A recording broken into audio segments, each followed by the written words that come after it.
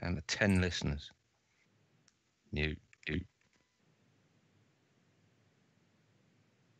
Thank God it's Friday.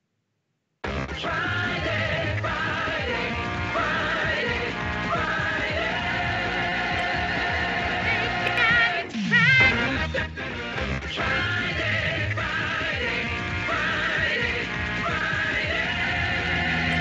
Thank God it's Friday.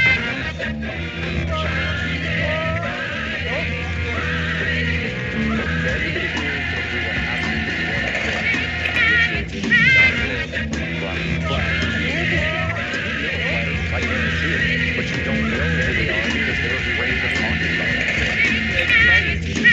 First rule of flat clubs, we don't talk about flat clubs. But you don't know who they are because they're afraid of talking about it. First rule of flat clubs, we don't talk about flat clubs. But you don't know who they are is flat.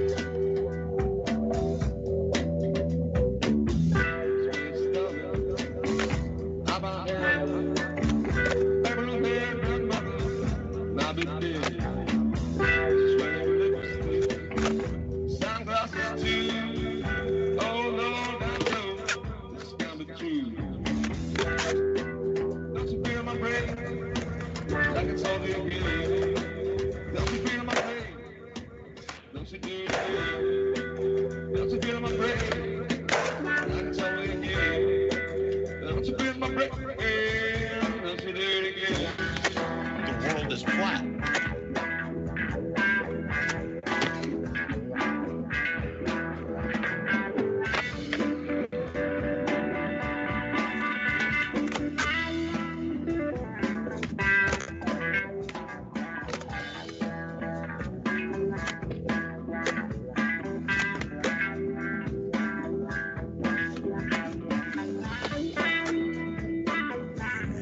You ever look in the flat? Once you go flat, that's it. You're flat. You are not coming out of it.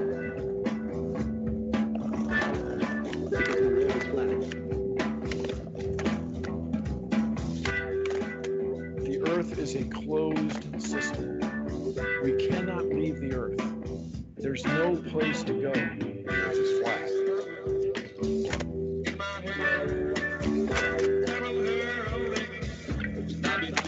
That's because the Earth is flat.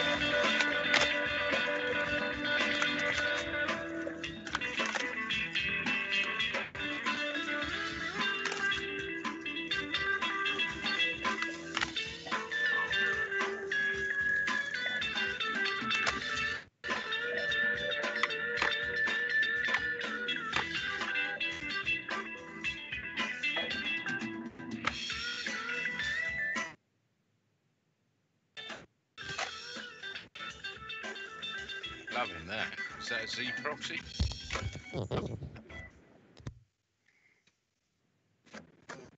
Who was that then, Josh?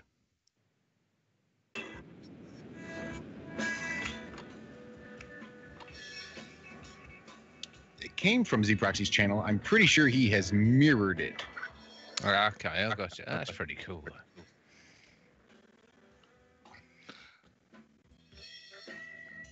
Did I interrupt? I think it just kind of goes on a bit more of the same. Not necessarily interrupting, though. I guess we could call it.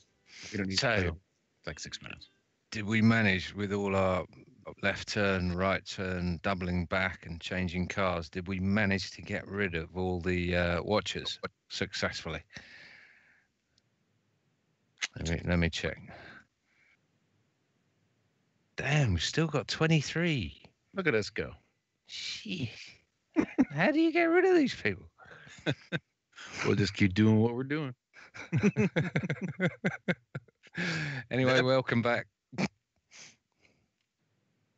Being said, our Mark Devlin video is really 1,000 views already, the highest viewed video on our channel. How many views? Over 3,000. Go, Which go, is go. Right, Surely boys. it's like Let's the world of flat Earth, but That's surely more than let's my let's kill the gyroscope. 24 we've Sorry. got. I'm just going to talk over you, Adam. Sorry. Carry on. I was going to say let's just get Curiosity Show out of the way before we move Go on. for it. Go Because on. it's then. Yeah, play. torturous, but it is All right. good. we'll start Josh. it. You guys stop me whenever you need to discuss something. That way we're Before actually discussing this video.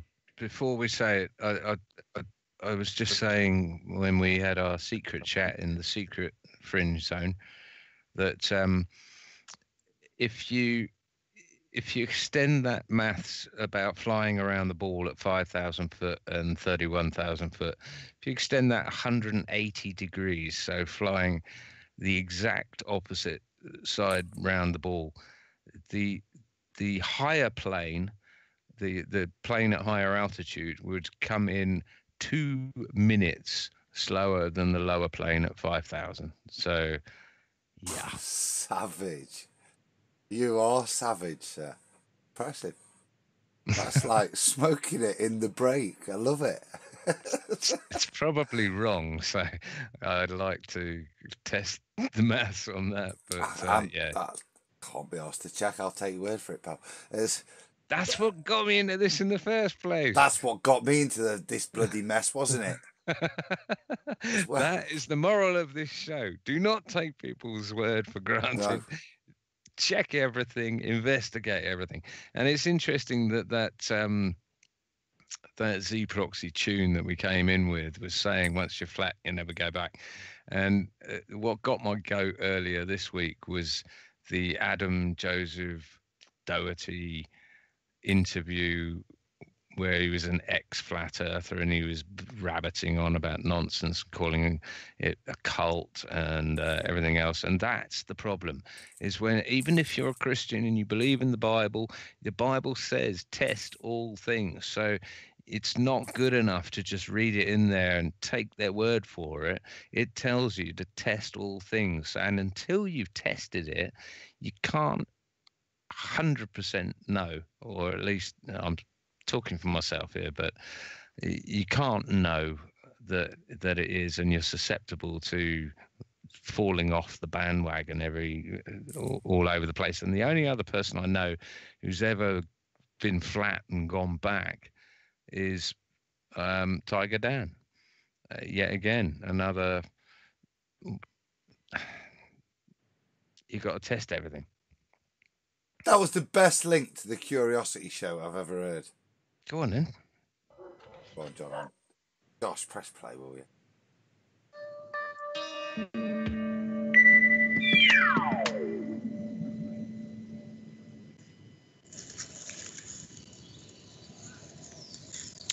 Well, that's that job finished. I've got a string and I've tied it tightly all the way around the Earth, tightly touching the surface. And just as I finish, I realised that's not exactly what I wanted to do at all. What I really wanted to do was to tie a string so that people of my height, that is 2 meters or so, could stand underneath the string all the way around the Earth's surface and hold it out like this. And that would finish the job. Problem is, I've run out of string. So how much more will I have to buy in order to finish the job and have it held like this all the way around the Earth's surface? Well, you remember the problem? This string is stretched tightly around the Earth's surface. I want to undo that knot and add in enough to allow me to hold it up a distance of 2 meters away from the Earth's surface all the way around. How much string do I need? Well, amazing as it might seem, all I need is this. In fact, it's only 12 meters long. You pause it a sec, Josh. There's thousands of... To ensure I'm compliant with YouTube regulations, I'd just like to interject here just for a small moment to point out that what he's doing is wanting to tie it around the Earth and raise it up 2 meters so that he can stand underneath it. Do you agree with that, Josh? I know. Actually, I just wanted to think. I'm pretty sure this is just a demonstration. I'm not necessarily believing that he's wrapped a string all the way around the world. So I think he's just going. The strings just go off camera. In fact, I bet you there's two people off camera, each holding each end of those strings, so they can raise and lower it with him as he raises and lowers the other ends in the middle. I think this is just a demonstration. I think this is Can I ask, TV. can I ask a the question then? whole thing is a psyop, and that behind him is clearly CGI. Forget that, That's and maybe we need to check That's with chat. But are people happy to go along with the presupposition that he has that string all the way around the world right now? Because I don't think there's a point continuing if we can't. And secondly, would people agree that we have fulfilled our obligation to discuss what we are viewing in order not to be censored for playing some 30-year-old bit of Sod that science savage. program? Sod that savage, mate. All I want to know is, have I disclaimed to Nathan Oakley that this is a begging the question fallacy before It's we even CGI, start? mate. That'll do for me, Cocker. Look at I those think we've four. ticked all the boxes. We've ticked all the boxes. That's got to be a bird. Look at those arms. Kilometers, and all I need is 12 meters to complete the job. But if I stitch it in like that, in fact, that will complete the job. And this is why. The distance around a circle, or its circumference, is 3 and a bit times the distance across it, or the diameter. I'll show you that. Start over here. There's 1, 2, 3, and a bit. So 3 and a bit times the diameter gets you all the way around. Well, we want to increase that diameter by standing the string out a distance of 2 meters. Here's our little man. In fact, a whole chain of little men going all the way around the Earth, holding the string out. That distance there, in fact, that distance all the way around. So that increases the diameter by 2 meters plus 2 meters, 4 meters. 4 times 3 and a bit is 12 and a bit. And that's the bit of string I added in. See, now I think there he's trying to tell us that the world is flat and enclosed in a dome. Or he's pushing a convex Earth model. I'm not sure which. We'll have to keep going and we'll see. I did ask for the presupposition. He's got shares in hemp string, clearly. It's a He could conspiracy. turn it into I know a bloke that could turn that string, right? If it went all the way round the world, how big a hat could Zack make? How many hats would Zack have to make in order to have a string that long? How big of a hat could Zack make if he had a string? Could he make a hat enough to fit on the globe? On the globe. Nice. Would Yeah. it cover just the North Pole so that all that ice would melt because it'd keep it super warm? Come on, Hang Zack. empty yarmulkes. We need the answers. Okay, we've clearly started smoking crack. So, Yeah. shall we move on? Well, I don't know. Did we have a point of coming back for the second half? I've forgotten. Tried to tell you we should have just ended it at the end of the first half. No, I had something. A guy who thinks he can take a photograph of an astronaut Taking a spacewalk, taking a space something or other. taking a long walk off a short space station. That's it. From the ground to the ISS.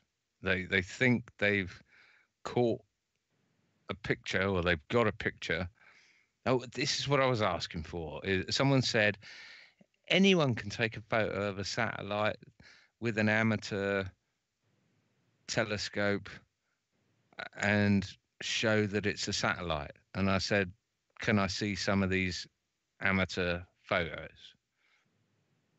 Okay, you remember that? We were talking about that the other day.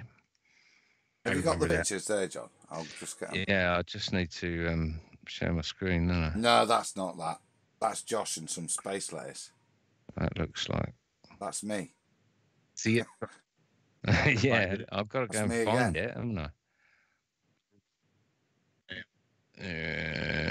Shit, Sam. Where are we? Yeah. Is this See, it? let's do this right. No. Have you got, John, the What did we talk about this with Zack for in the week? About an hour or so. We went Here it through is. too much Can you- maths again, wasn't it? Can you see it?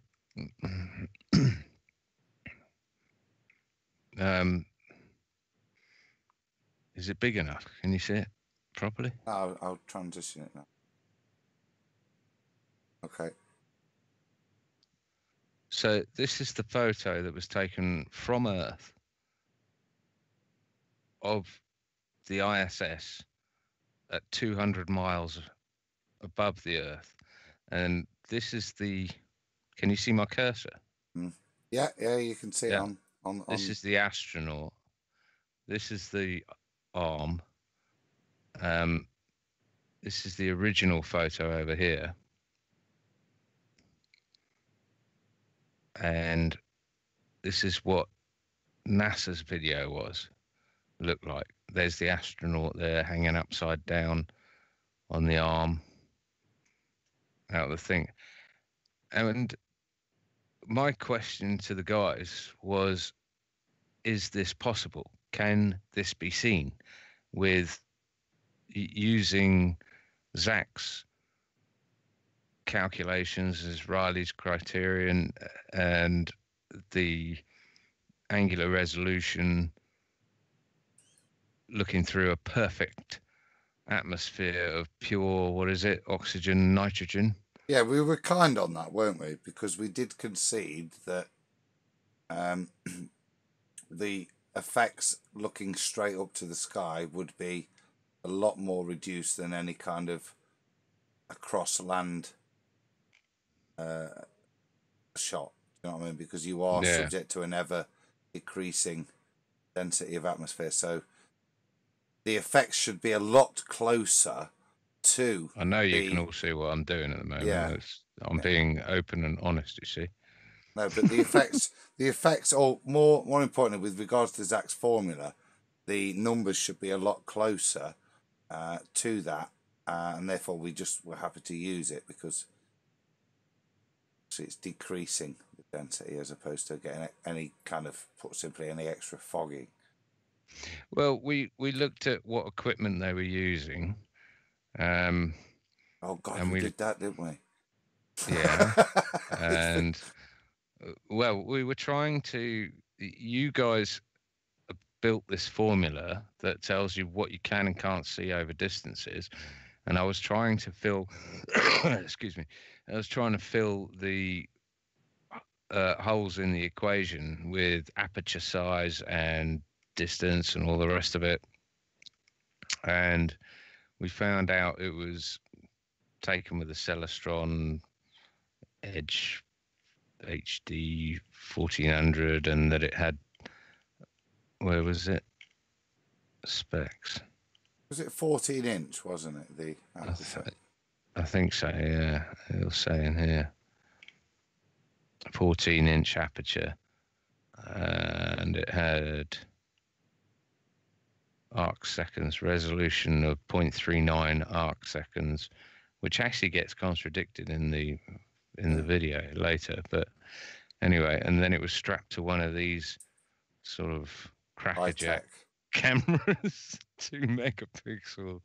I think mean, my I'm kids, laughing. right? My kids would be disappointed if he got one of them in a cracker this year. If it wasn't strapped to a zone. It's the Sky to NYX a drone, 2.2, yeah. 2 megapixel. I don't know how much these things are. I imagine they're not particularly expensive, but I could be talking out my arse anyway. But yeah, what was it we found out?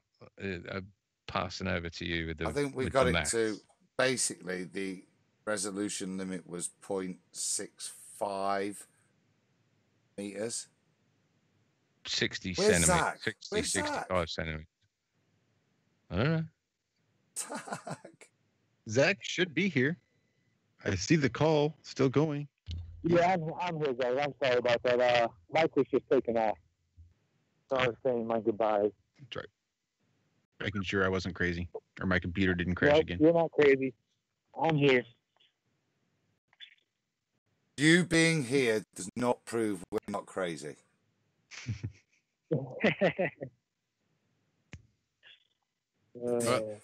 Jack, we got to the point where we were saying that we'd done this little bit of looking at the telescope and trying to find the resolution limit with the telescope that they'd stated and the distance, etc. And I think we got down to 0.65 or of a meter, 65 centimeters with the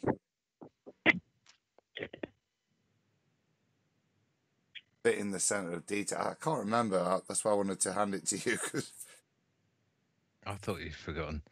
So then we tried to work out what the angular resolution was from the equipment that he was using and whether it would even be capable of capturing the ISS and in what sort of detail. And yeah, as you remembered, it came down to basically a pixel would have been 60 centimeters, 65 centimeters of what we were looking at. But then we went on to look at other claims before you do, satellite. John, before you go to that, just go back to the picture, because then that was the point for me, that it was hard to draw any real massive inference, but when you applied those numbers to it, the thing that stuck out to me was the level of detail of straight lines and right angles on those solar panels. And if one pixel was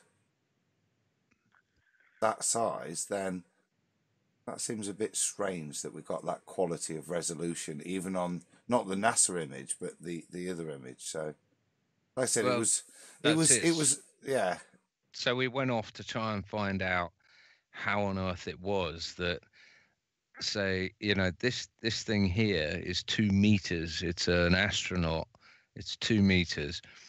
So this is like 4 pixels of each one of these panels. How are you seeing that angle, that non-horizontal angle? Why isn't it pixelated? So we looked a bit further into how they take these photos, and I'm gonna lay a massive hint to Josh here. If you can read read the thing, but I don't think. Do we agree? It's not the whole thing that needs to be read. There's only certain parts of it. Can you remember? Well, it's the relevance that really, once again, shows. Would you call this misinformation or disinformation? I don't know. Well, Josh, have you read this? You weren't here, were you? oh, even better. It was you read it, wasn't it, Adam? Yeah, why can't you ever read out in... You should read it. No. Indeed. That's the point. Some of us are good at something. You always get Others... nominate. Yeah, because I'm shit at reading in public. Yeah? And then you call me monotone. Well, at least I recognise my inadequacies. You're right. So... Where was the bit? You... So, Josh, could you read from On the Contrary? I think so. Let me try. My window's being goofy. And what this is, I think this is a critique of this apparent photo here, which is apparently this satellite before it re-enters Earth's apparent orbit. It's good to see a real picture of it, isn't it, on the left? Hey, so that you can really Here. put it into... Yeah, it's good to see an actual real picture of the satellite on the left. So you Yeah, can really that's a understand complete it. CGI cartoon. That must be before it left the hangar, that is. I mean, I would like to look into that, see if that is a drawing, but I mean, it looks obviously... In fact, it looks like it was drawn after this was made. Anyway, this I believe is a critique of the picture that we've just looked at. So it's someone saying, on the contrary, after the guy explains how it was done and which lenses and cameras and all the rest of it, and how they improved it and everything. It'd be really cool if you could read through just those 3 paragraphs or whatever, 4 paragraphs. I'll give it a shot. It seems like I mute. did read some of this during the chat because it was before everybody else got here, and I think I picked out a couple of sentences before. Anyway, on the contrary, Ralph Vandenberg's images of Phobos Grunt, taken on November 29th, 2011, accumulate all handicaps. Oh, see, you already got stuff blocking. Nope, that's John's. See, I'm not going to be able to see until you move your little Skype window, John. A standard JVC camcorder, thank you, is used delivering 8-bit compressed video files. The lens of the camcorder is placed behind an eyepiece on a 10-inch Newtonian. This represents a lot of glass and off-axis aberrations and contributes to the color artifacts due to the optics and the sensor, as demonstrated on this analysis of nanoscale images taken by the same author. This analysis shows that the colors as well as the shape visible on the image do not correspond to any real detail. Although manual tracking of the telescope on an object moving at almost 2 degrees per second and atmospheric turbulence, strong pressure gradient, and 50 kilometers per mile an hour wind gusts over the Netherlands at that moment, conditions associated with significant turbulence, are able to create any distorted shape. Only one raw image is arbitrarily chosen and processed by heavy enlargement between 5 and 10 times, and by other processing able to make artifacts, such as noise and compression effects, look like true details. Manual tracking implies that the object wanders in the field of view of the camera and even goes in and out of the field. The problem being that the off-axis images given by an eyepiece and a camcorder lens suffer from off-axis aberrations, especially astigmatism that may lead to extended and complex patterns. The details that are supposed to be visible on these images are questionable also for the following reasons.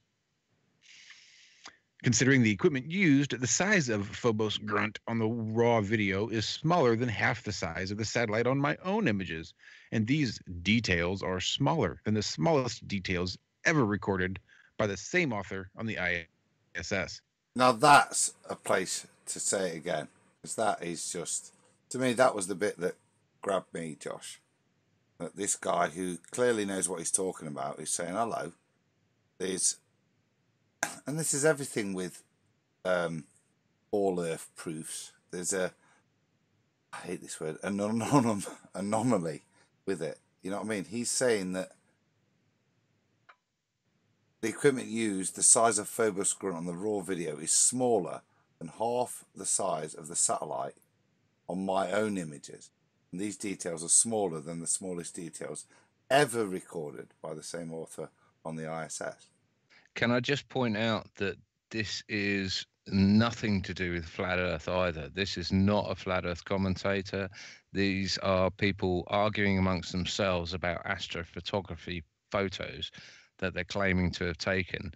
And this is someone's comment on someone else's photo, but they're not Flat Earthers at all. So it gets better. So it's an Uber geek baller calling bullshit. Is that what you're saying?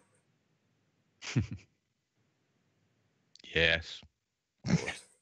Like it. The correspondence of these details with structures of Phobos Grunt visible on reference drawings and photos is vague, and the absence of any indication of scale and of orientation of the satellite with regards to its trajectory and to the sun, and thanks to the ability of the human brain to find imaginary correlations between groups of bright patches, many arbitrary and unfavorable interpretations are possible. Picking up an image that looks like and trying all the possibilities of orientation of the satellite until a vague correspondence is found, and then deducing that the image contains real details is a vicious circle reasoning. Shout out to Oakley there. That's a fallacy, isn't it? Vicious circle fallacy. Sure.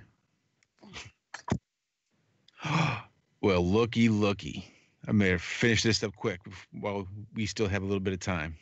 The strung enlargement is performed at least in 2 steps, one with pixel resampling and one with pixel duplication. As a result, the processed image gives the illusion that the satellite covers much more pixels on the raw image than it actually does.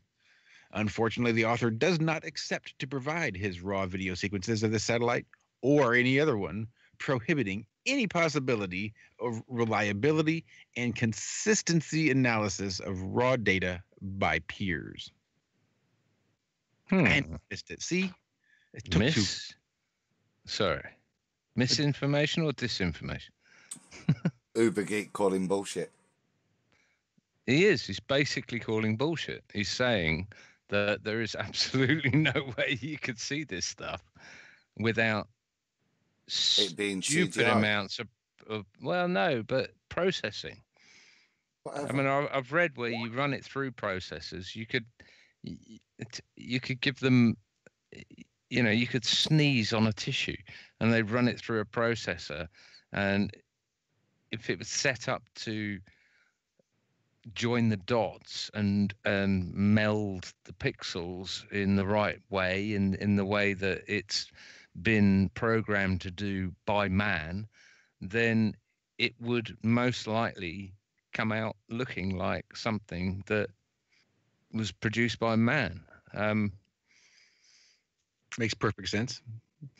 If you say, okay, computer, find me the Phobos grunt satellite out of this big wad of snot, then it starts to process and look and filter and do that's what it's looking for. That it's going to do everything in its power to find exactly that. Yeah.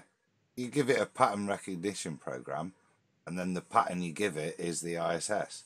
So it will draw lines in snot or pictures in the clouds or faces or shapes, the same ISS in the floor. Do you know what I mean? Like, I can see an old shape of an old lady's head in my wooden floor. You know what I mean? In terms of, if you look at it in certain places, that the human brain always tries to do that naturally, is to try to make sense of an image. And it's the same thing for the computer. But for a computer, it's worse. It's, you kind of tell it what image you're looking for, surely. That's it. I think they call it brain matrixing. It's in the human brain, it's more than just pattern recognition. For humans, it's specifically faces, right? Because that's how we communicate. That's how we interact. We're looking for other human beings. So our brain sort of naturally creates human faces that aren't there in the clouds or in the floor or whatever it is. That's just sort of the specific pattern that our human brain tries to recognize. But there's no reason that you couldn't program a computer to try to matrix its own specific set of images, its own pattern. This is the pattern we want you to recognize. So you just scan everything and try to recognize it out of whatever you can find. I would say, I'd like to clarify that I'm not saying that there isn't something up there either. That these photos may be accurate, but they have been processed, but they may be accurate. And from what I can tell, other people have been able to take semi-structural photos of the ISS. I've not seen one of a satellite as yet, apart from the one we just analyzed. But that's not the argument, is that it's fake, it's CGI, it's made up. I don't know how high this thing is. I don't know the speed it's going at. I don't know what it is. I have no idea whether it's attached to a massive balloon flying around on the jet streams. I have no idea. But the point of this little presentation is that you've got a baller here. You've got a normal, in air quotations, person calling bullshit on someone else's heavily processed, heavily digitized 15 photos, stacked images. It's the processing that goes into these things is phenomenal, and not many people understand it. But this is the sort of thing that produces ice caps on Mars, on a light twinkling in the sky, and produces ice caps on it, because everything that it's been processed through has also been written and designed by man. I got a question for you both then. You see these pictures, whatever they are. And we were talking earlier about with like Miles the Lie Davis's picture and how the angle was important to try and extract any relevant data out of the image. And you look at pictures like of the ISS and you say, right, there it is, look, and there's the guy tracking his telescope, and it's that far away at 200 miles, and it's moving at, well, I don't know, 16,000 miles, kilometers, whatever it's moving at. How do you verify that the thing is at that distance, and not say at, instead of 200 miles, say 20 miles and 10 times smaller? How do you verify in the image that that is that doing that? Because I don't think you can from a 2D monocular image. I don't think you can tell distance or speed. If you can't tell the distance, you can't tell the speed. And if you don't know the size of the object, exactly as you say, it could be 100 times closer, 100 times smaller, and 100 times slower. There is no way of telling, and this is our great sort of claim against the ballers, is they have no idea about how far the sun away. The sun is away from us. They can bring up all of their Venus transits and other nonsense, but when you back engineer all of that, it's assumed that Venus is the same size as Earth, and Earth is a ball and Venus is a ball. It's just based on groundless assumption. So there is no, as my answer, there is no way of telling the distance away, the speed, or the size of this object without some other perspective.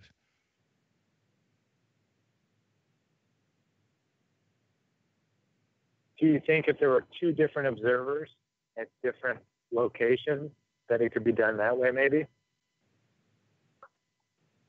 That would be a start, definitely. But then you try doing that with the sun. It becomes a difficulty, because we're not entirely sure what we're looking at and what we're looking through.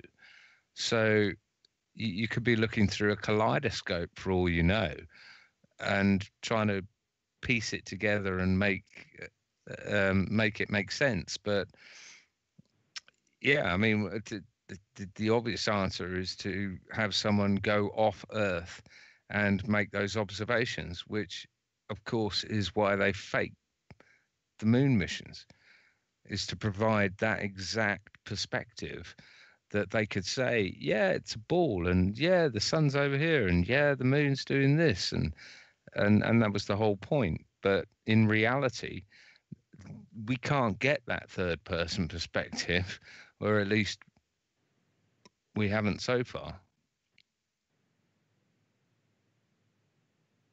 Yeah, I can agree with you there for sure.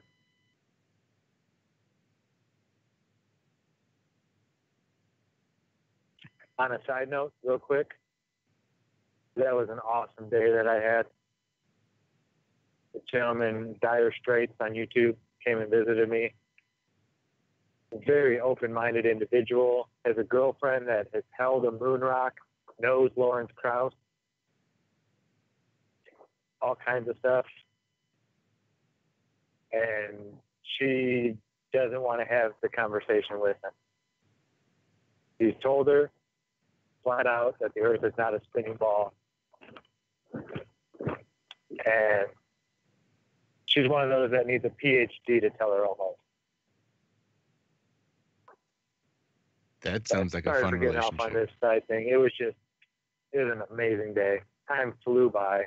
I had no idea it was time to start the show when you guys called. I thought it was maybe like 1 o'clock at that time. Just another flat earther that I met that was just an amazing person. It seems like every flat earther that I meet is. That's awesome. Yeah, beyond exceptional.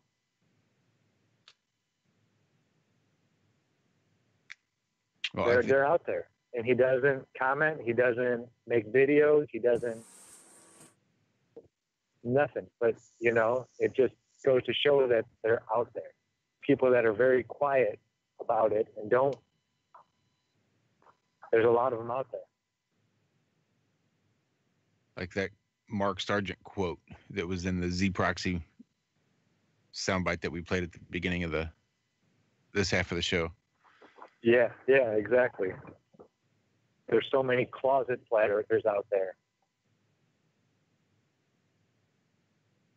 And he's talked with guys at work about it, he said, and stuff like that. And they, of course, they all snicker and laugh and this and that. But,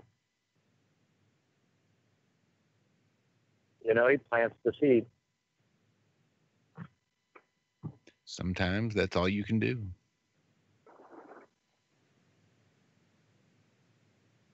Yeah, and we were talking, it's almost better to get them one-on-one to try to explain this to people. When you get, you know, you don't want to do it with 5 people that are all ball believers. Yeah, they'll just feed each other's ego. It just becomes a big circle jerk looking to make you look stupid. Yeah. And I had never even thought of it that way. That getting people one-on-one is the way to do it. Sorry about that, going off on that tangent. No, that's all right. I think that makes sense, Zack. I think it was just a beautiful day, wonderful day. I hope to meet more out there. If there's anybody out there near California, Arizona border, and you'd like to just get together and hang out, I'll be here all weekend, and I might be coming back after I get my cousin situated. Or if you're in the Phoenix area and you want to get together, that's where I'm going to be for a little while. Just make sure that you don't eat kids or people or anything like that. No serial killers. Yeah, we don't have to meet at your house or anything. We can meet out in public somewhere if you want. But I am down to meet as many of you people as I can. We want Zack to come back in one piece. Indeed, we do. He's still got to make it back to Missouri. But I'm myself a new Facebook friend. Big shout out to Constance Bruins. Happened to run across her in my suggested friends feed. I said, hey, I know her. So we are now officially Facebook friends.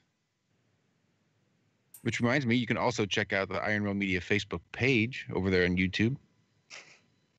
Just search for Iron Rail Media, where we do have a very specific @ It is flat and free on the Iron Realm. So you mentioned Constance there, mate. I bump into Constance everywhere, wherever I'm on the internet. I'm just waiting to meet her in the supermarket, to be honest. It's yeah, shout out Constance. You're right, cuz. Next week, mate, isn't it? In the supermarket? Could well be. She could have already seen me. I don't know.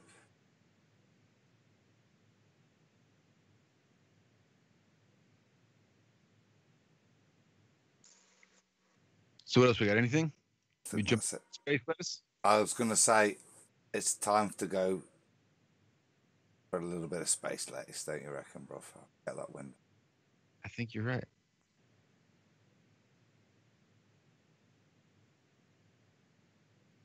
I love me some space. Here you go, sir. The headlines are running. Well, the first one I wanted to play was the awesome one about the dad brainwashing his kids like it's cool. must be break music. Let me kill that because we're not breaking right now. It's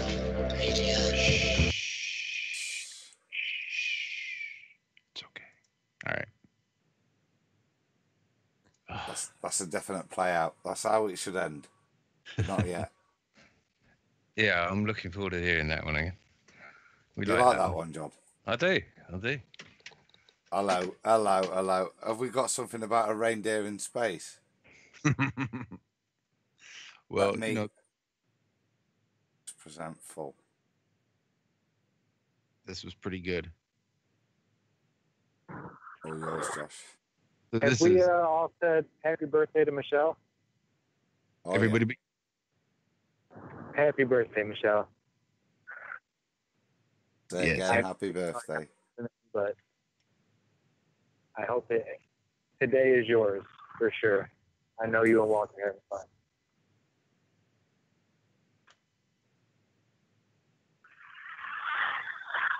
Sorry, just had to throw that out there. Nope, not a problem at all. We actually had Walt pop in here for just half a tick, but he says he couldn't hear us, and then he left again. Went for a drink. Some things never change, eh? So here's a story I found about a dad who was trying to teach his son, you know, the power of reaching for the stars, so to speak. I hate this. Too much navigation here. I'll just pull up the story here. Dad sends the son's toy reindeer into space to teach him that dreams can come true. God, this is ridiculous. There are some things that mark a traditional Christmas. Children's wonder, wintry weather, reindeers. Reindeers in space. At least that is the Christmas celebration depicted in one new film, which depicts a father's attempt to send a toy reindeer right up to the edge of the atmosphere and back down again. David Traverner successfully flew his son's Lockie's toy right into space as part of a mission to teach children that their ideas can become reality, no matter how fantastical and even absurd they might sound. We sent the toy reindeer to space, and the reason was I wanted to teach my kids that their ideas can come true, he tells The Independent, speaking with Lockie next to him. There is absolutely no doubting that the aim of enthusing the youngster about the world of science is working. He sits through our interview with a drawing of a spacecraft on his shirt, and this interview has got in the way of looking at dinosaurs in the National History Museum. The idea came to Taverner as he was watching SpaceX send one of Elon Musk's cars into space. I decided, what could we send into space that would be impressive and inspire them? And I decided a teddy bear floating across the sky would probably be the right thing. Once he'd made that plan, a whole range of technical challenges presented themselves. The main one is, how do you get it up there? It went to the height of about 109,000 feet, so 3 times the height of a plane. It went up there on a high-altitude helium balloon, usually used for weather readings. But the hardest thing is, how do you get it down again? In the end, the team relied on a flight engineer to work out how fast the balloon would rise, where it would burst, and then when it would fall back down again. Getting that right meant that Taverner and Lockie could find the reindeer where it fell. The team already Hold up, Joe. Mm-hmm. But they're in the parameters that they considered. The crap are they on about? What's wrong with the homing signal? GPS. It certainly makes for a better story if you say that you had to Hire hire. Pocahontas to read the sky. Oh, I'm being geeky again, but in the end, the team relied on a flight engineer to work out how fast the balloon would rise, Mm-hmm. where it would burst, Mm-hmm. and where it would fall back. No spin of the Earth. Nope. Don't got to factor in that. You don't need to worry about that. It's fine then. Carry on. Sorry, I was just checking. But the team already have thoughts about new projects. They might shoot for the poles, for instance, go up some mountains, or even go out to the far reaches of our atmosphere, getting to the legal definition of outer space. But he's clear that all of this is with one aim, inspiring the young man sat next to him into believing that such a trip would be possible. Kids need to be taught that what they imagine as kids can come true as adults, he says. So I thought, why not send a reindeer into space to teach him to imagine? Josh, tell me they're going to give us the legal definition of space. Or Well, that's did they link to something, or did they just say research. the legal? It's the Carmen line. I think it's. But in the article, do they No. just put it in quotation marks? The legal definition of space. Not even in quotation marks. Okay. Already have I've thoughts checked about- it. I've checked it on Google, guys. And 100 kilometers. I typed in how far is space. legally, though, I want it legally. That's just, There must be a statute. If there is Yes. a legal definition of space, then there must be a statute defining it. John. And If I'm it's sure that there- legal, I don't think anything legal would touch this nonsense. Yes, but everything legal has definitions. Yeah, well, it's non-definable. Therefore, you wouldn't touch it legally, would you? You can't define it. You can't go there. But they've just called it legal space. Anyway, point being, 100 kilometers is not really. I don't want to shatter the lad's dreams, you know. Hopefully, that reindeer that we're going to see the video will get into space, freeze. His antler might snap off or something when it gets up there. Hopefully, he's getting to space, but it says 100 kilometers, so I'm not sure how high they're getting, but 62 miles that is. What's I his think they're normal up- balloon height? 80 miles or something like that. They went up 109,000 feet, I believe, 3 times the height of an airplane. Which is about 5 miles, isn't it? No, hold on. It's 5280 feet per mile. So about 20 miles. 22 miles, something like that. 20.6439. So about a fifth of the way there. Yeah. So that's like bullshit. He's a liar to his kid, isn't he? I sent a reindeer to space. he needs Well, to- Legally. It's like I He- sent a reindeer to Leeds. No, you didn't really, did you? You sent him a fifth of the way to that place. You know, that's awful. So you're a lying bastard. You're still bullshitting me about Christmas and Santa Claus. just celebrate it. It's okay. It's all right. I don't need all this lies. I don't need you to think that you're the worst father in the world for actually telling me the truth, that Santa Claus is bullshit and reindeers don't fly. It's cool. Do you Just reckon this is tell me like, the fucking truth, Dad. Do you reckon this is what M. Scott Veach's dad showed him? He had like an astronaut's helmet instead of a reindeer's head. And he Says, pretended, shut up in space. I'm in space. I'm in space. Because I said so. No, you're not. Well, I'm Dad. at least a You're fifth of the way lying. to space, as defined by Google. I'm You the know parent. full you're the well. child. I tell you where space is. You know you can't get there. You know a vacuum can't exist next to a pressurized atmosphere. Why are you lying to me, Dad? You never went to space. Stop playing the guitar. Stop singing. Stop pretending with your wife. Just tell me the bloody truth. Well, there's 3 minutes and 34 seconds there, and I'm prepared to eat my words, but let's see. And I doubt we're going to watch the whole thing. I think Dad monologues for a bit, and I'll be damned if I'm going to listen to his dumb ass. I'll leave it to your editing genius. All right, we're going to start this. I'm going to back it up to the beginning again. I watched through this flight. They did cut it up, so it's obviously edited. Before we start, dude, look at the curvature of the Earth.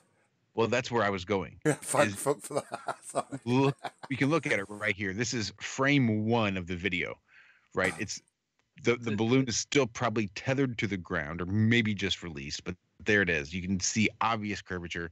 I'm pretty sure that's blank Pontchartrain bridge. From the looks of that curvature, I'm pretty sure they've got to be somewhere in Louisiana. There's no point watching anymore. I mean, there you go. Soundly, we apologise profusely. You were right. We live on a pineapple. What I thought was Well, interesting with this editing is it is obviously a fisheye lens, right? So we know that it's going to look like a sphere sometimes, and it's going to look flat sometimes, and it's going to look concave sometimes because it's a damn fisheye lens. But of course, they edit all of that out. So they will only show it when it looks like a sphere. Just before it starts to level out and look like the actual level plane on which we live, they edit it and cut it back to the next shot. Just thought I'd point that out. It's grown quite quiet here in Mission Control. A few moments ago, Flight Director Gene Kranz requested that everyone sit down, get prepared for events that are coming. Hi, I'm Andrew Griffin. I'm the. And there's done. That was it. And I'm David Tabner. And That's this is it. my son. That was it. Sounds fairly simple. I imagine it wasn't quite as simple as it sounds. And what's the kind of? And did you? Here and there. It's like. Exactly. I think kids need to be taught that what they imagine as kids can come true as adults. So lucky it was your reindeer that went up into space. How far up into space did it go? pause it a sec, Josh. Are the Who American? fucking knows? Where's space legally, matey? I'm just wondering if next year, right, he'll go, right, I'm going to take you to the Caribbean. And he'll go, well, I'll work out a fifth of that distance. And we're basically going to Southern Ireland this year, boy. It's just, I want to show my... This is one of those things that's going to backfire as a dad, isn't it, this? Maybe. His son's going to take it apart. But just think of what a hero dad you get when you go 2/5, right? I mean, Yeah. it could be a setup for failure, but it's also a great way to set that bar really fucking low, so you can leap over it every damn time. I find it ironic that parents feel guilty about. I was watching a film tonight about breaking the news that Santa Claus is bullshit and you're being lied to on a massive scale. I was watching a film tonight, and there was a small girl and her much older brother, and he was a real bastard to her, and she's like going on about Santa Claus, and he's like, "What is it? You don't get it, do you? You don't understand. You still think what?" But he wasn't so much of a bastard that he could actually tell her the truth. He had to be nice enough to carry on lying to her and say, no, you're right. Santa can get down your chimney and he is going to leave you presents as long as you're good. It's bizarre. What? Everything's What do upside you down. mean? What? Well, you still lie to your kids about Santa anyway. I don't you? still fucking behave, mate, to make sure I'm going to get presents.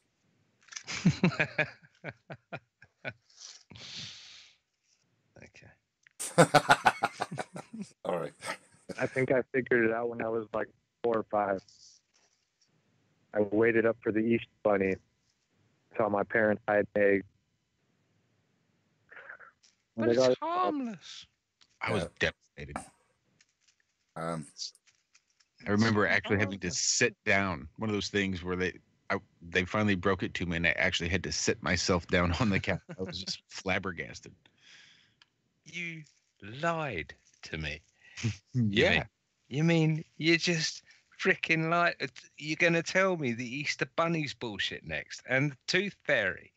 You lying son of a bitch. The question Tell us that not. the magic. I get that. Okay, I had a lot of questions as to why he wasn't real. I could get over the fact that he's not really magically delivering presents to me once a night every year. I get over that fact, but you fucking told me he did.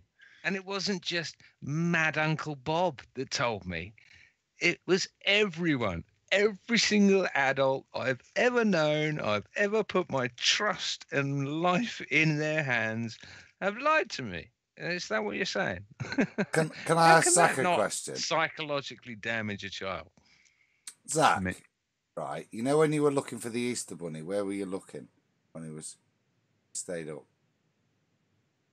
Well, I pretended like I was asleep, and then my door was open. So when I heard movement around, I got up and hid behind my door, and I looked through the crack, and I could see into the living room. And then I saw my parents doing all the egg stuff, and I was like, No. what? Fuck. They might have done that, but you know that the Easter Bunny comes through a portal in the floor, don't you? And he'd have put some of the eggs there. Don't matter what your parents put there, he'd have put some there. Yeah, but it has to be, you can only locate it by using nautical miles and knots and taking into your account your average declination at that position where you are. Clearly. Well, you need to do that, obviously. And project it in an orthographic view. But I'm not having this. I'm just not having this. All I'd say is there wasn't a point in my childhood when I turned round, thought what you're saying. I turned around and thought, you lying bastards, parents. It's to me, I've got no problem with it. And if nothing else, it teaches your children eventually as they hit adulthood or puberty that actually all of reality is a fucking lie. But that's the point, isn't it, Adam? Is that that's the point. You get the children, you lie to them early, you tell them about bunnies, you tell them about bunnies and tooth fairies and Santa Claus and flying reindeer. And this is then right when they do finally find out that everything is bullshit, it's conditioning them. At least what they teach me at school is true. Oh, shit. At least what I learn at degree level is true. Ah, shit. I think the one little kid knowing and the other little kid not knowing, and the one little kid trying to tell him, hey, Santa Claus isn't real. That one little kid's going to think, yeah, right. Like every adult on earth is going to be lying to us. Yeah. Like that's such a big conspiracy that it could never just be, it could just not be pulled off. Everyone would have to be lying to you. My grandfather spoke to Santa Claus, don't you know? He helped him make the sleigh. Yeah? Yeah? You're going to deny that? You're going to call my granddad a lying bastard? All right, let's stoke up the fire. Well, it's funny, we were talking exactly what we're dealing with. Sorry, Josh. I was going to say, you turned us on to this term Poe earlier in the show, John. Well, it was you described it for us. It was mentioned in that misinformation article from dictionary.com. I didn't know what the hell they were on about. I'm still not entirely sure. But I gave you a hashed up goggle goop sort of definition that I came to, but I think it was Adam that brought it up, not me. Wasn't me.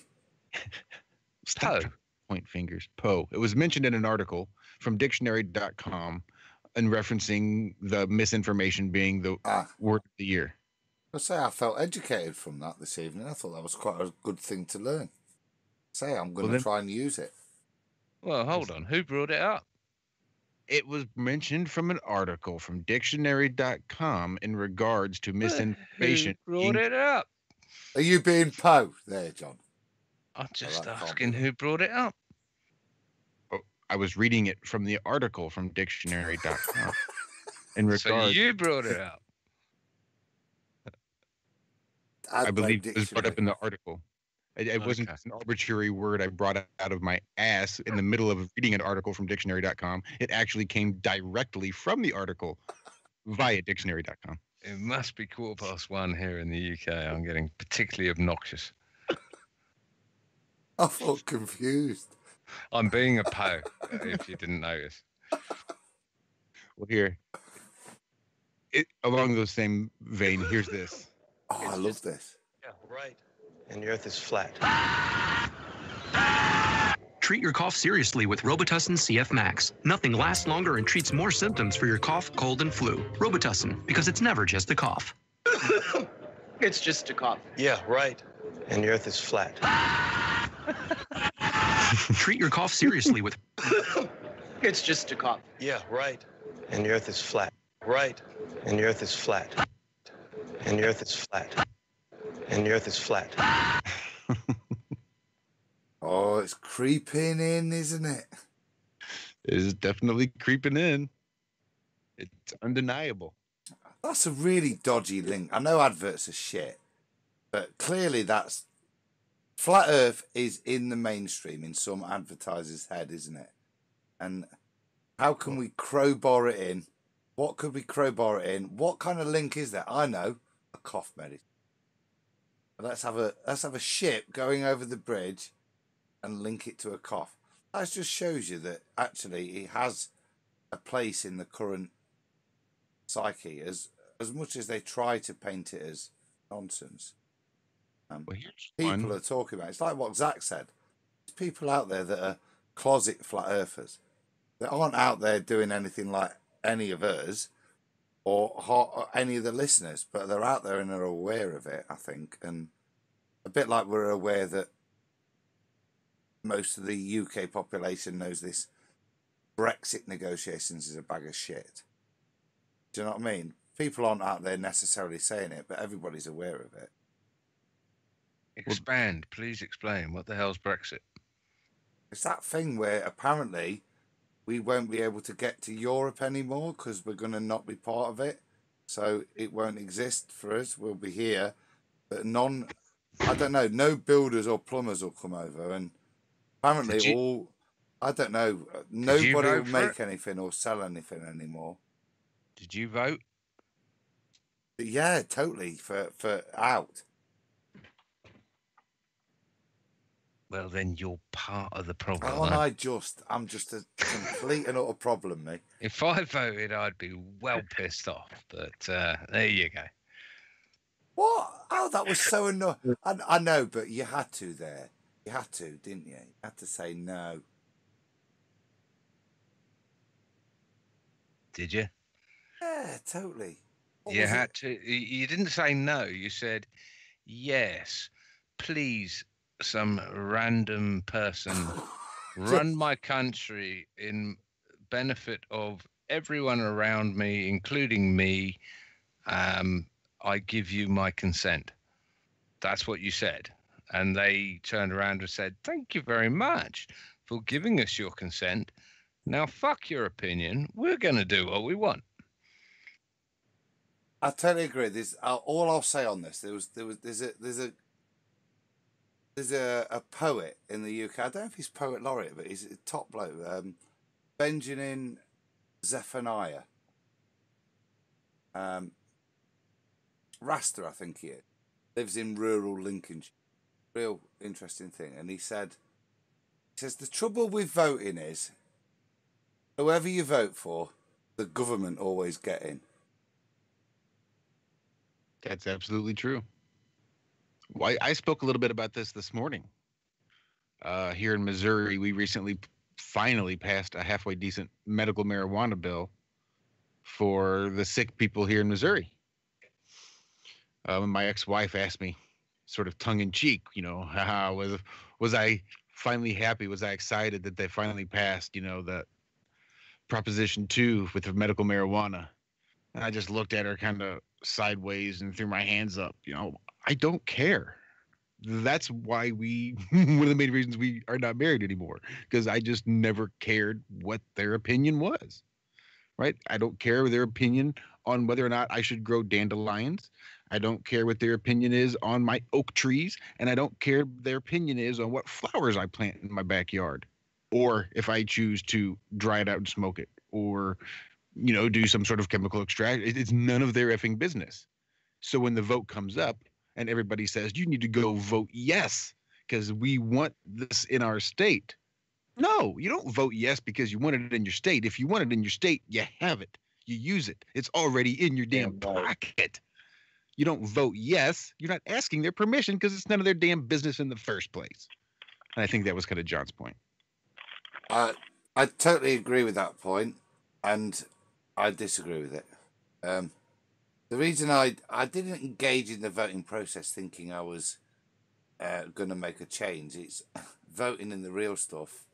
I tend to purposely spoil my ballot, but none of the above. I'll write a statement. But in this case, it wasn't voting to try and engage in the process. It was like trying to stick a spanner in the works. It was, look, they're going to do whatever they want, but if there was a possibility of changing the narrative and making it a little bit more difficult, that's why I bothered to do that. And I totally get your point. And I can't argue with it, but on these, like, I wouldn't dream of voting for anything in terms of council elections and that kind of stuff because it's pointless. But this was more it wasn't a trying to contribute to the system. It was trying to stick a little, not a stick in the cog, maybe just a toothpick. And I think there was a lot of people across the country that felt the same because we all feel that politics is useless and pointless and is ineffectual. I agree with that. But a what lot if of people. Let me just finish. A lot of people bothered in this country to take that similar opinion. I think for many, many different reasons. Not the just like flat Earth is portrayed. Not the retarded, racist, prejudiced reasons that people who voted Brexit went for, but for I think the reasons that we hear, the apathy with the democratic system, that the fact that democracy doesn't present what it's supposed to, that they never represent the people, and I think that's why excuse me, the turnout was so high. That actually, it was a strange paradigm that actually people were turning out to vote to point out that democracy doesn't vote, and I'll vote leave just to stick it at you. And maybe it's a desperate attempt, and I don't disagree with its futility, but it was an attempt, I think, by a lot of people. I'll vote for the first time when they give me the option to disband the federal government. I'll vote on that. Yeah, but until I get that chance, like, I understand where you're coming from, Adam. So we all have a price, you're saying, don't we? Yeah. Yeah, when they give me the option to get rid of them, then I'll definitely vote hell yes. But in that vote, it won't be within their system, will it? Because it will literally be voting to get rid of them. So it won't be within their system. Well, Zack, let me put it to you this way then. The fundamental positive thing with regards to the Brexit thing was that Britain is governed by two sets of laws, its own laws, and then overreaching European laws, which subjugate and confuse its own laws. And that, I think, again, like I said, people voted for many different reasons. But if within any individual state you had the chance to say, actually, no longer would we be subject to federal law, as in the way marijuana is regulated, but we will only be subject to any kind of state enforcement based on state laws. And yeah, would you bother to vote on that? Because that's the nearest thing I can think, because to me, a lot of people voted for actually having an undemocratic, overreaching lobby which had powers over them. Would that be enough for you to crack? For that vote, the way you did it and everything, I can see why you did it. If you're voting for a less number of people telling you what to do and how you have to live, then I'm all for that. But it entirely depends on what system you're voting in. That's my point, is that if you're voting within their system, then you are giving consent to their system. And if their system is rotten from the core out, then you're still giving consent to their system. This is how they get you. They get emotive issues like Brexit, leaving Europe and staying in Europe. And I'm sure they do this as a staged event to get your goat up enough so that you may not have voted before for MP so and so or MP so and so, but this is Brexit or Remain. You know, this is something huge. I'm going to go and vote for this. But by voting for it, you have given consent to their system. And if you read the small print, your vote means nothing anyway.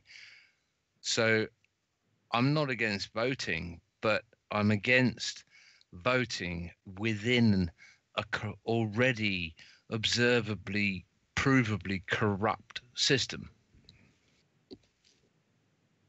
Yeah, I understand that as well. By voting for that smaller, fewer people to rule you, reinforces that small amount of people are going to rule you. Yeah. Just say, yep, I want them. Those are going to be my kings. Those are my masters right there. Not all of you guys, but just you few. You guys get to tell me how to live my life. And the act of, it's not even the act of voting. And this is the misconception that, in my opinion, it's not even the act of voting that determines or gives them validity in their system. It's the act of registering to vote, which is why we over here in the UK have £1,000 fine or some threat over our head if we don't register to vote. That's, as far as I can see, is not enforceable. I haven't registered to vote for several years. I won't do the census. It's all a part of playing a game, the role in their system.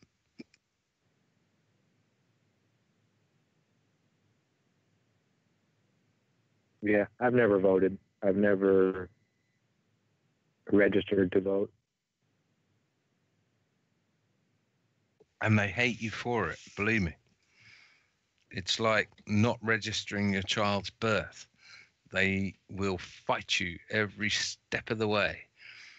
But it's not the vote. They couldn't give a shit if you vote or don't vote. As long as you're registered to vote, because you're too scared to not register to vote because of their threatograms that you get through the door for £1,000 fines, etc., etc.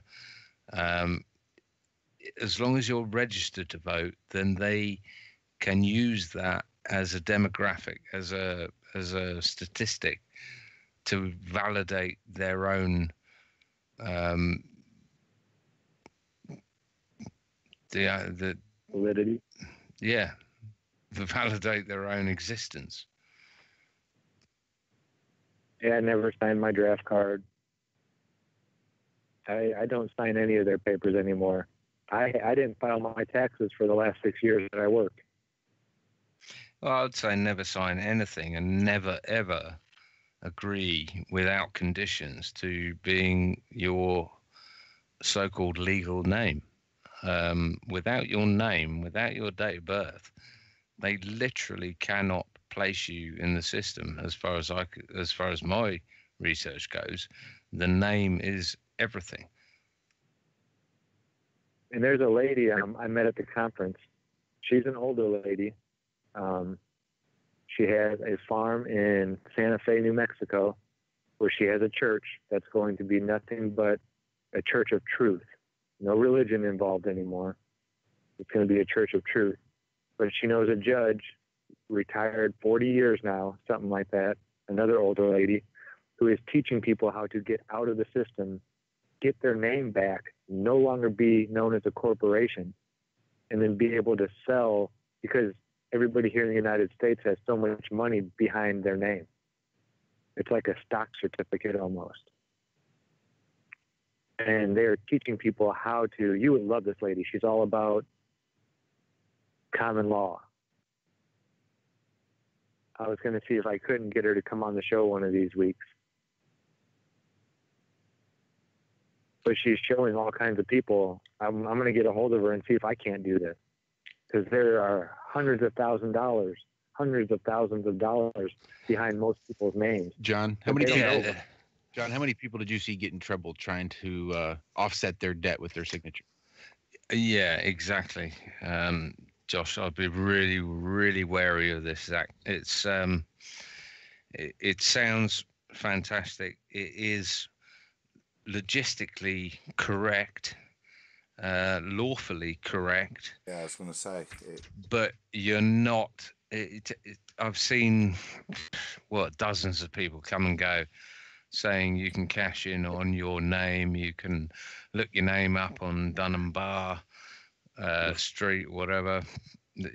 Yeah, tread very carefully. It's just not worth it. I mean, once you realise that your name and whatever is associated with your name is as much of a hoax as everything we see around us, including the spinning ball Earth, then the notion of money becomes pointless as well. And, I'm going to cash in on this, or I'm going to, my name's worth a certain amount of money and I'm going to file a 1099 or whatever it is, UCLA, UCF, whatever.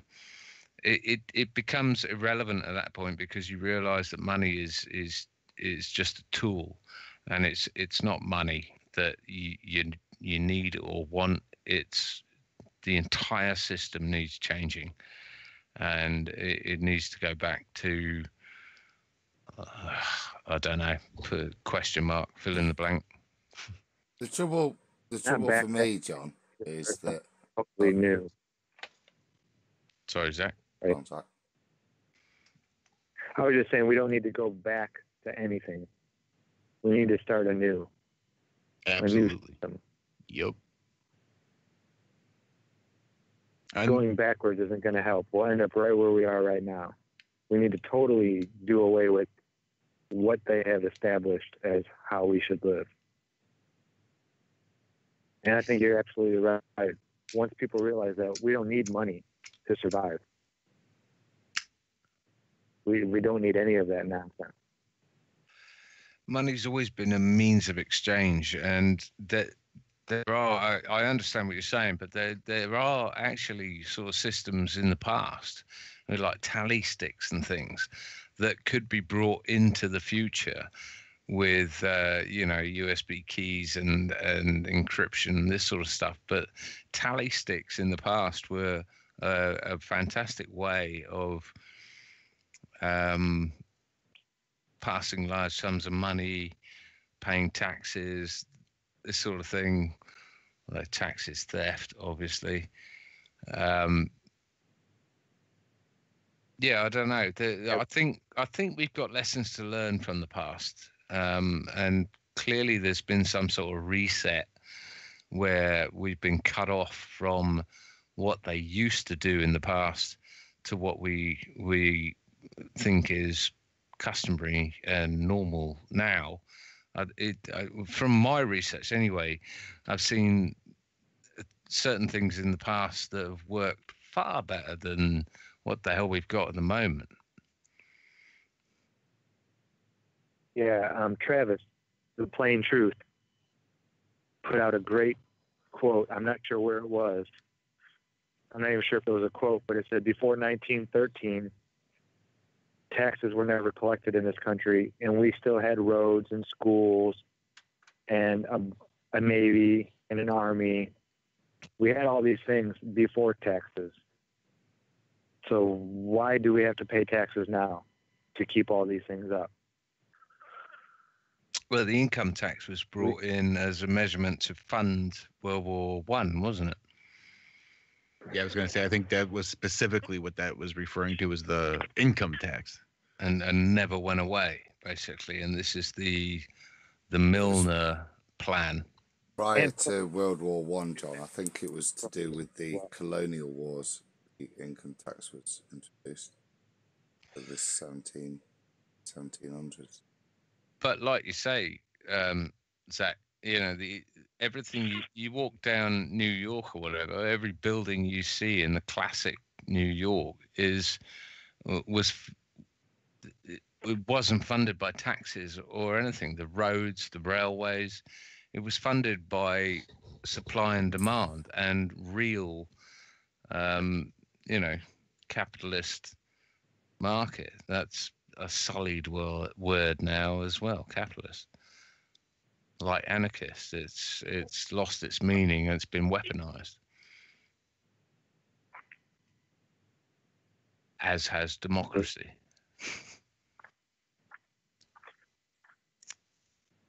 I have lots of stuff if you want to read up, Zach, on sort of that whole redemption.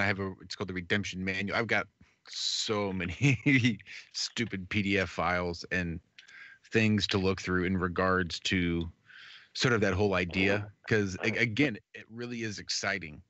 Because John's right, logistically, it's all there. I mean, the ideas that people are presenting can be traced back. You can cite it and find it. But the execution of it is pretty well impossible. People do talk a lot, and you see a lot of cool videos on YouTube. But as far as proof, positive that this stuff works, it's slim to none. That's what she was talking about. She was talking about this judge, a retired judge of a while back, is helping people do this. So I don't know. I'll have to definitely get a hold of her and talk and see if she's ever done it herself or knows of people that have done it. Yeah, definitely get a hold of her. Because that's the key question as well is, I mean, the amount of people I've heard.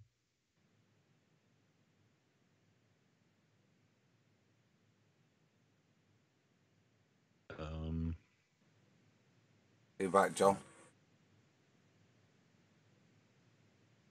Oh, sorry, I was muted there. Yeah.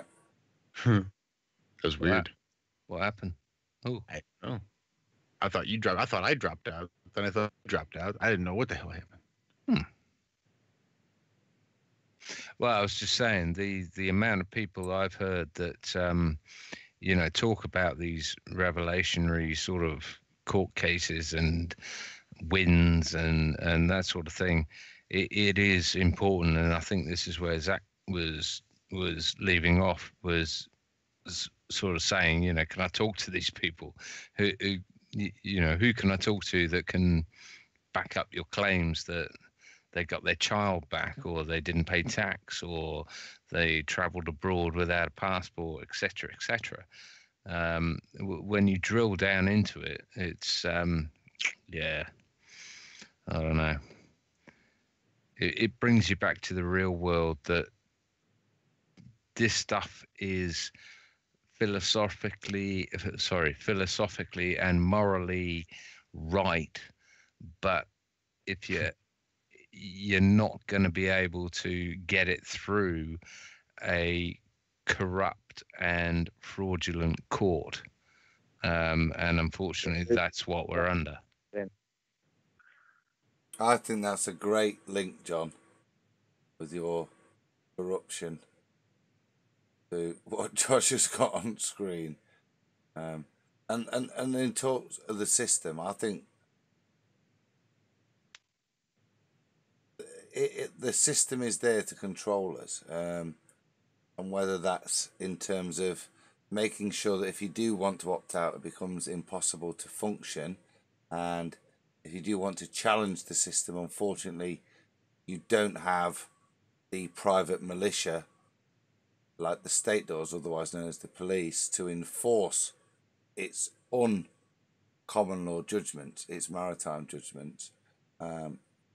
That's an unfortunate way of the world we are at, and it's a reflection of the the system and how well the system has been defined. I think the only time that'll break is when enough people do disengage. And maybe that, I don't want to get into the minutiae of arguing political points, but No, but it is about the numbers. yeah, to me, and part of this like Brexit process then is about showing to more people how futile. Look at what's happened since democratically Britain voted to leave. You've got so many people that voted not to leave suddenly saying that democracy is nonsense and we should have another vote because they didn't get what they wanted. And actually that's becoming part of... Ooh, best out of 3. Yeah, it's becoming part... Well, and this is the point. It's all the system trying to control you emotionally, keep you locked in this fear porn, keep you locked in paradigms. But the reason we're still on this path is because enough people registered to vote in their bullshit system. This is my bugbear. Yeah, but the point is, enough people are. You can't undo a reality, so you have to deal with what it is. That's where it is now. How do you change it? You can't undo the people that are registered. You have to... I disagree. People can deregister. They can not choose to register next year. You have to work on that, but changing those numbers significantly takes time and purpose and reason. And the point of the system is it hides, unless you can be asked to look into this common law stuff, you don't know about it because the system hides it from you. It's cunning, and if the system sees any sign of weakness or breaking it in its narrative, it deals with it. And I'm going to try and move topics because I'm knackered. I want to get to bed. But I would just end on this topic is that I would absolutely agree with you all the way if I hadn't looked into what happened in India a while back, where the voter turnout and the voter registration was so low that it triggered an entire political upheaval. So, and I don't know if this is true. I don't know if this is right. I wasn't there, but from what I've heard from followers on Twitter from India, is that it all came about. The only reason that sparked this off was the lack of participation in the voting system. So that is what holds my opinion strong in terms of screw voting, screw registering, just get the hell out of their corrupt bullshit system. And at some point they will be held account to the amount of people that are in the country versus the amount of people that are participating in their bullshit system. So yeah, I'll leave it at that. Well said, sir. What holds them account? It's their bullshit system that holds them account in their bullshit system. Is England considered a democracy? No, it's a constitutional democracy, isn't it? Or yeah. And considering we don't actually have a constitution that we can point at, you know, they do say that we have a constitution, but it's spread over a number of documents, and there's nothing we can actually point at and say this is our constitution. They say the Magna Carta 1215, but that was overruled in 1297 or recreated within Parliament and then slowly overruled over the years. It's an absolute shocker of a joke that we live in a constitutional anything and a democracy anything. Is it true that the Queen can shut down Parliament? Yeah. Does she have that power? Yeah. She's exercised that power several times over Australia and Canada within her reign that has been very much understated and not reported on. But yeah, she can pull the plug on Parliament within the Commonwealth whenever she wants.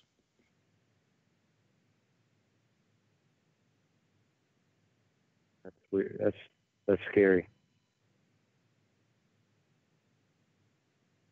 It's reality, and it has happened. It asked the Australians and asked the Canadians as the what is it, the envoy for the Royal Envoy or some rubbish title. Yeah, they can pull the plug on parliaments. They can dissolve parliaments within the Commonwealth, which includes Britain, England, UK, whatever you want to call it. Yeah, but she's just some, white-haired old granny who looks after you and drinks the blood of children. I, for one, welcome our insect overlords.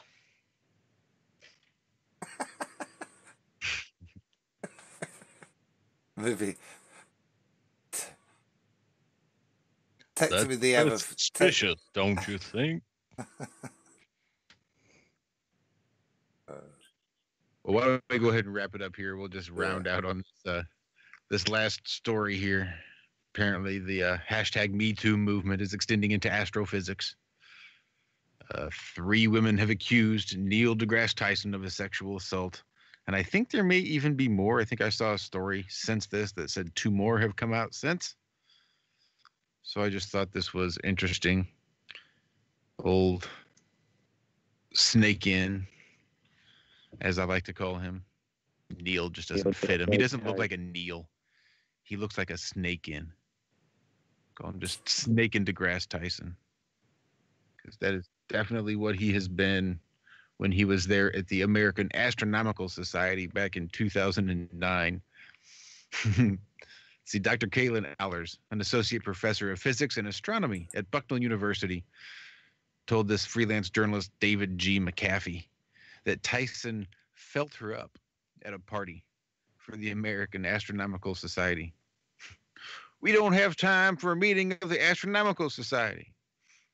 Anyway, Tyson was there and he was dancing and drinking and all of that at the party. So a friend and I decided to go get pictures with him, which I thought even stuck out when I read it this morning.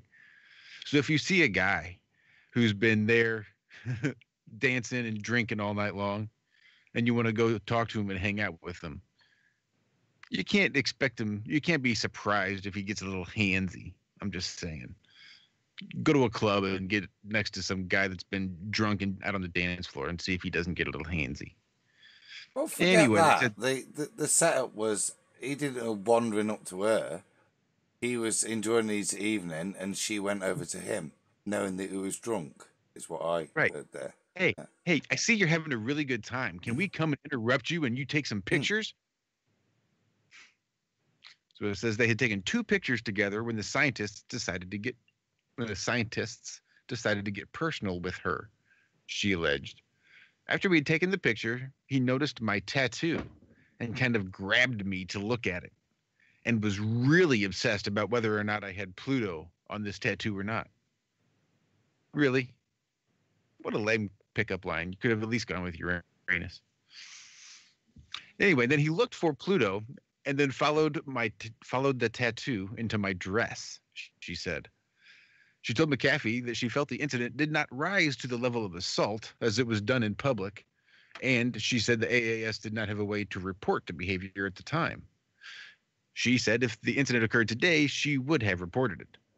Allers did tell Dr. Michelle Thornley, who I guess knew about it and then talked about it. I guess next time they discussed having him come back to the campus to talk. And I don't know, it was just kind of weird. I don't know. I read this morning. It didn't really get into a whole lot other than that there with her dress. I'll tell you what it smells of to me, Josh. It smells of me that it's time for Mr. Tyson to disappear. And rather, it's a bit one of those sacrificial pawns. Rather than him be held account for the things he said, let's send him down as some kind of sex pest and let that be what people focus on, rather than the glaring contradictions the man has presented. I think you're right, Adam. I think you're absolutely right. I couldn't give him a monkey's. I mean, if this guy did what they said he did, then prosecute him for that. That's fine. But this guy is way more culpable for far many other. I don't know what you call them, but crimes to humanity. Yes, yeah, human crimes. Yeah. Let's see the evidence. I want to see the evidence against him, for him, whatever. Put it out. All I can see is rumor, third-rate research. I don't know. Well, the whole story stinks. I don't want to sit here in judgment of him because it's all bullshit. But what are you expecting if you go up to a pissed astrophysicist with a tattoo of the solar system that winds around your body? Yeah. What are you expecting to show him? Are you going to say, "Oh no, sorry, you can't go past my anus"? Just. Has he got a tattoo that twists around her body? Isn't that what she had? It ends up in an intimate area of her back that she obviously introduced him to the solar system and said you can go through Mercury, Venus, Earth, Mars, but at some point he neglected to know that you couldn't. Whatever tattoo she has on her is not saying, "Come on, do whatever you want to me." But no, I'm not. I would like to equally, I don't know if the right word is, defend Neil deGrasse Tyson, the slimy bastard, lying son of a bitch. That this is just blown out of nonsense. proportion. Yeah, because it goes on. There's two more stories here. I haven't read the third one yet. I've looked at the second one, and really, it's what it sounds like. It sounds like it's a guy, and because he happens to be in the spotlight, if they talk about this guy acting like some sleazeball guy, that it's somehow news. Meanwhile, if Fred down the street does it every night at the bar. It sounds like exactly what Adam was saying. It's a sacrificial lamb. It's time for Neil to go down as some sort of sexual pervert, rather than concentrate on anything that he has actually said or claimed, with regards to the way more important topic of flat stationary Earth. So now, wasn't there also one who said that, I don't know if roofied her in college when they were both in college together, or something like that? I think that might be the third story. Let me read the second one. This is sort of interesting. It just sounds like this is a guy who isn't necessarily interested in upholding any wedding vows and is just out there trying to get some strange. Whether it's at the American Astronomical Society at a speaking engagement where he's been drinking and dancing all night, or here's the second story. There is the point, mate, that he is Neil deGrasse Tyson, bitch. Which I think is going to come back and haunt him in these kind of situations. There is always that. Bitch.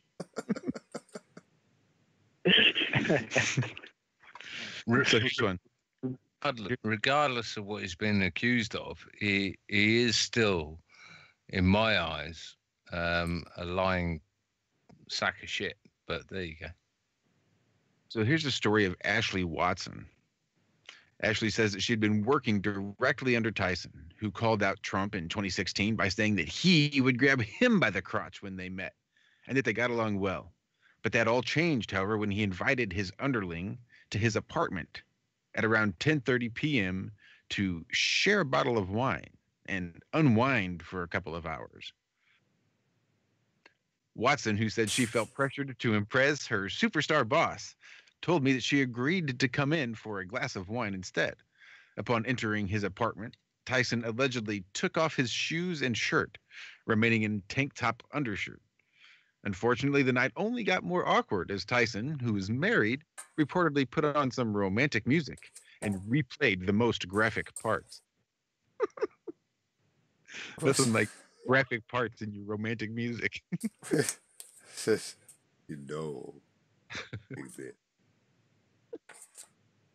She says Tyson soon brought out a cutting board and a knife to cut blocks of cheese that he decided that they would share. Before slicing the snack, he allegedly gestured toward her with the knife and made a comment about stabbing. Watson, who says she took the comment as a bad joke. But it's important to note that this type of joke is exactly what the people in power need to keep in mind when dealing with their subordinates. And it set the stage for a night filled with subtle intimidation and sexual advances. Watson says Tyson started talking about how every human being needs certain releases in life, including physical releases. He reportedly mentioned how difficult it had been for him to be away from home for several months. Watson says Tyson asked her if she needed any releases, and she responded with a story about sexual harassment she endured in the past. John, wouldn't a pressure valve help there? I think we're just seeing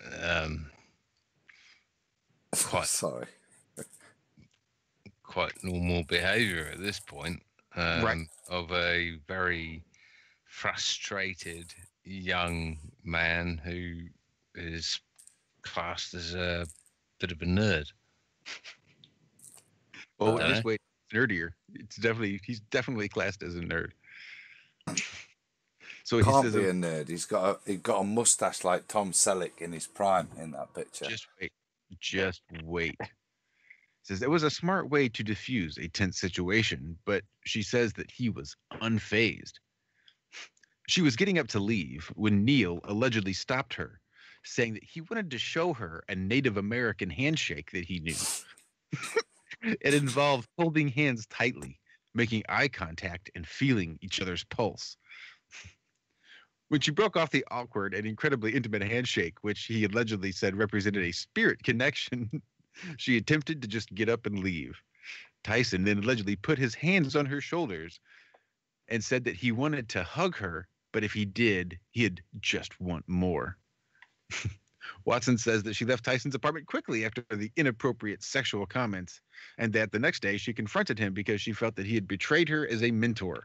And he reportedly told her that in that meeting that she'd never rise through the ranks in her career because she was too distracting.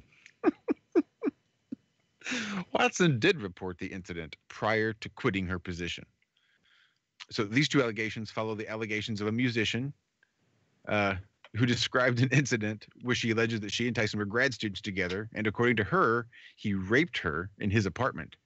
She said that Tyson had given her water, and she passed out and woke up in his bed, and I was naked. When he saw that I had woken up, he got on top of me and mounted me, and I passed out again. She claimed that she did not report it because I didn't tell anybody, because when I had been an undergrad, I had some issues of molestation by a student and a faculty member. And when I went to report to the authorities, they both told me not to say anything because it would ruin this person's life. What? She said that when she confronted Tyson about the rape, he told her that they were in this together. She said she confronted Tyson in front of a live audience in 2010 at a Nova event. I didn't know if anybody would hear me, but I said that today is National Sexual Assault Awareness Day and National Sexual Assault Awareness Month, and I'm here because I was a grad student at UT Austin in 1984, and you raped me. She told McAfee. If he's done anything wrong, then I hope he gets what he deserves. And then some. But all I want is for him to show me the curve and the spin.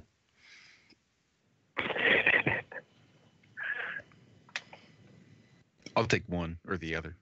Do you think if you got him on the stand on rape charges, it would be reasonable to ask him to swear on the Bible?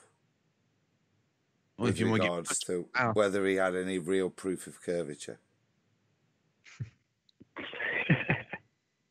Don't they usually have those microphones on a mic stand? I mean, he's not going to be able to drop that if he can't hold it. Bitch. Did Stephen Hawking have anything to say about this? Funny you mention that. Apparently, even before the grad student, Stephen Hawking had some very brazen accusations to make about Neil deGrasse Tyson himself. So,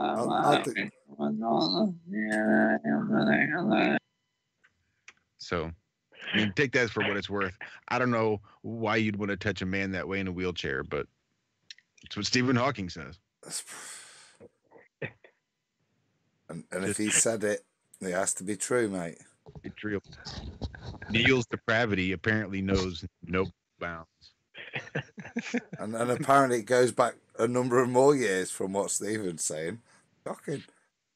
Shocking. Reminds me of a bad joke, but I'm not going to tell it. Something about eating a vegetable, but never mind. Speaking of, what's his name?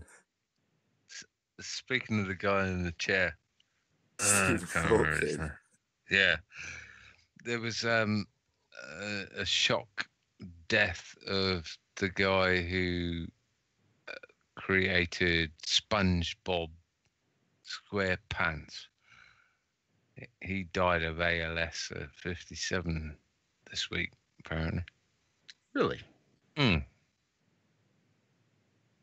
Don't know whether he's had it his entire life, which is normal with ALS, 57 years. But, yeah. Well, how old is SpongeBob now? About 15 years old? Something like that? He's that. You've only got to put more water back on him if he dries out, and he's good. Yeah, I'm pretty sure he's considerably older than that.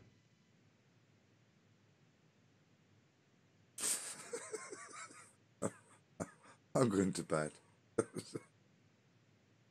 With the thought of SpongeBob in my head.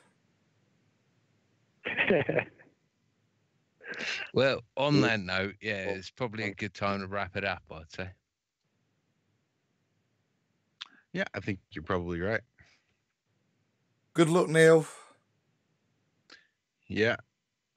Good luck, Neil. You're going to need it. Bitch.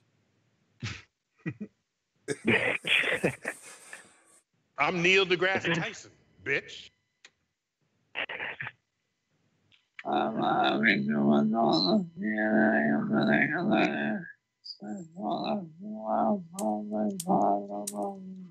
Bitch.